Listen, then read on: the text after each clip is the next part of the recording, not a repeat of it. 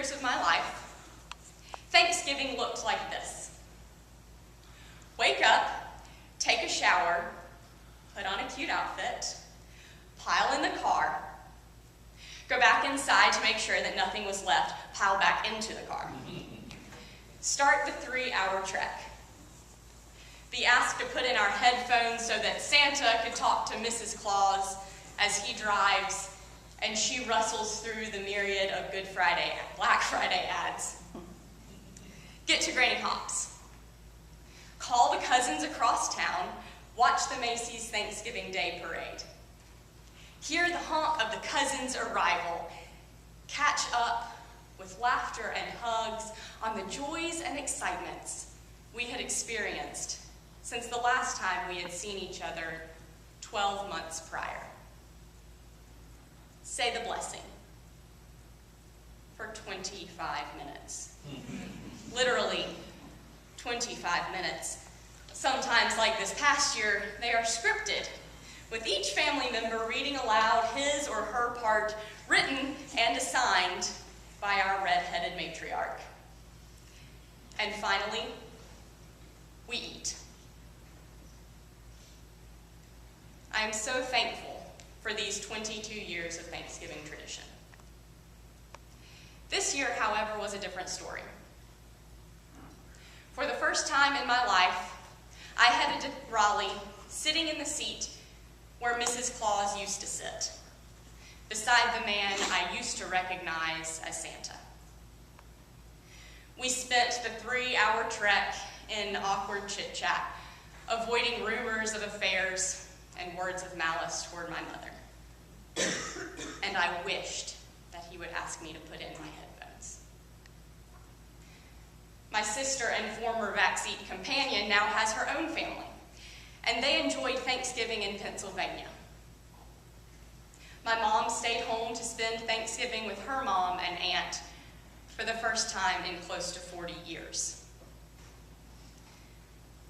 When we got to Raleigh, the laughter with which we used to greet each other has turned to tears. The joys and excitements we once heralded have devolved into stories of trial and failures. A failed 35-year marriage. A double mastectomy after round 2 of breast cancer. Loss of jobs in a weakening economy. And a grandmother whose silly, crazy statements are becoming fearfully more like dementia every day. These real-life circumstances made me question any reason to give thanks. But maybe that's my excuse. According to my mom, the excuse for ladies to get out of dates was always, I can't, I have to wash my hair. Either people in the 60s had really dirty hair or they were just really bad liars. What kind of excuse is that anyway? Even if you really did have to wash your hair, your suitor could probably wait the extra, 30 minutes that it would take? It would be like Mary asking me to go to lunch with her, and my response being, I can't. I just bought a cute new dress I need to try on. I have to hang these curtains that I just got. I need to clean out my pantry. I have excuses.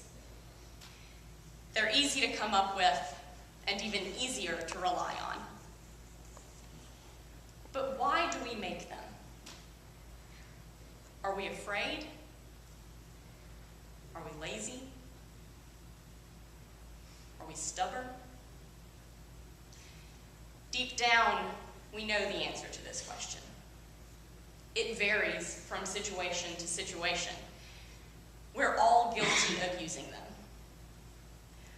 But what if, on the other side of that fear, laziness, and stubbornness, is something so great, our lives could be changed? By surmounting our excuses, our fears, laziness, and stubbornness, we could come face to face with the divine. Whether it's helping a homeless woman find a warm meal, or accepting a job for a salary much smaller than you think you deserve, you may find God. And how could we pass up an opportunity so great? Jesus is eating dinner when he tells this story. He's eating in the house of a leader of the Pharisees. He shows up for dinner and pulls a typical Jesus and starts being all Jesus-y. Here's what the guests are probably thinking. Oh my Yahweh. He just healed a guy, and it is the Sabbath. Is he really judging me because I want to sit at the head of the table? I'm left-handed and didn't want to bump elbows with anybody. They're clearly not getting the point. But then, something crazy happens. A fellow dinner guest voices a thought. It seems to be a thought that hadn't crossed anyone else's mind. It doesn't even really seem to pertain to the topic Jesus just addressed. Blessed is anyone who will eat bread in the kingdom of God. The dinner guests turn to each other with quizzical glances. Without pause, Jesus tells another story. He tells about a man throwing a huge party and inviting tons of people. When the party was to begin, he sent his slave out to gather the guests. Surely they would be waiting with bated breath to enter the great banquet hall. Surely they would have bottles of 2-buck Chuck Merlot wrapped in a cute dish towel tied with a bow as a gift for the host. Surely not, Jesus says. They were nowhere ready to come to a party. They had no desire. They made up excuses. And when they did, the host opens the doors to everyone. The poor, the crippled, the blind, and the lame. There is some congruency between my Thanksgiving of years past and this Thanksgiving. We all still prayed. We all still ate. We gathered around in a circle with broken hearts, tired bodies, and close to empty wallets. Held hands and prayed to the God who made us all and brought us all together. As the smell of spiral sliced ham, creamed corn, cranberry sauce, and green beans that had simmered for half a day with a ham hock wafted through the house, we closed our eyes, and we spent several minutes together with God, united through our pain in a way that we had never before been united. The dinner host invited the poor, crippled, blind, and lame, yes, but so too did he invite those with broken homes, broken bodies, broken spirits, and broken minds. Maybe this isn't your story. It probably isn't. Maybe you wake up every day and wonder why in the world you're working where you're working. Maybe the congregation doesn't support you. Maybe you don't get along with the pastor, or maybe that's your excuse. Because you've gotten so bogged down with school and family that you've lost sight of the conviction you felt when God called you into ministry. Whatever it is, there is something in all of our lives that we're using as an excuse to prevent ourselves from facing the ultimate reality. But when we do this, we become prisoners to the bondage of excuses. What Jesus offers in talking to these dinner guests is the opportunity to be set free. And we would be ignorant to reject this invitation. By simply denying the excuses and embracing an invitation to the party, we join others who are suffering, and we discover liberation. When I was in college, I had the opportunity to worship with our Christian student movement and the Haywood Street congregation. This is a church that reaches out to fellowship with the homeless people in the community.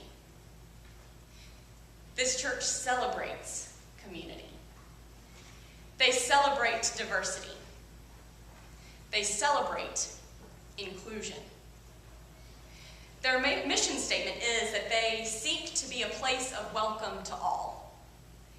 It doesn't matter where you come from, what you look like, what your sexual orientation is, whether you have a home or not, or whether you are rich or poor. This is the table that Jesus wants us to participate in. When I spoke to the homeless women and men, they told me that when they went to church, they were used to being reminded of their homelessness. But at Haywood, they were fed. One woman told me, "We need a spirit-filled service that's worth attending for more than just the meal afterwards." When they come to church, they no longer have to use the excuse of homelessness. They accept the invitation of love. They join together to partake in the Lord's Supper, and their labels and excuses melt away, just as ours do.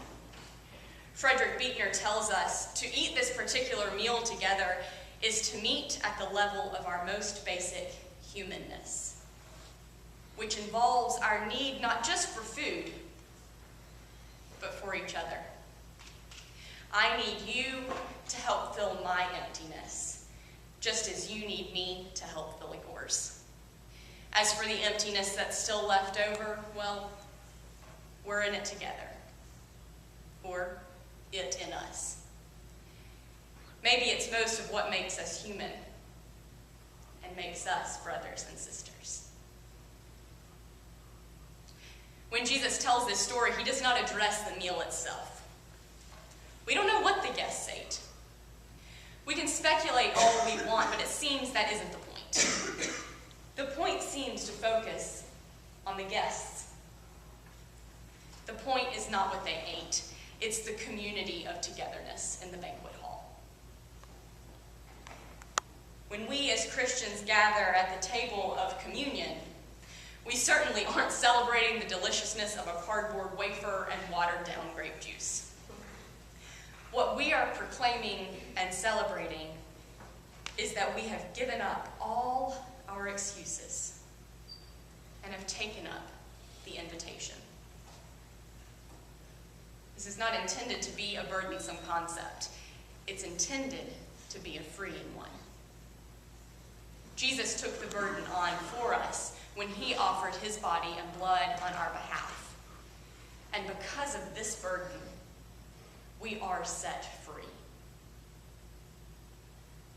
The community with which we join at the table of communion is so much greater than any amount of food we can fathom. A small piece of bread and several drops of grape juice satiates our hunger and quenches our thirst more than any meal this world could offer. The body and blood of Christ free us and comfort us beyond all intelligible reason. This is what we hear when Jesus tells the story. This is what our ineffable dinner host extends to us. And this, my friends, is worthy of celebration. Let's party.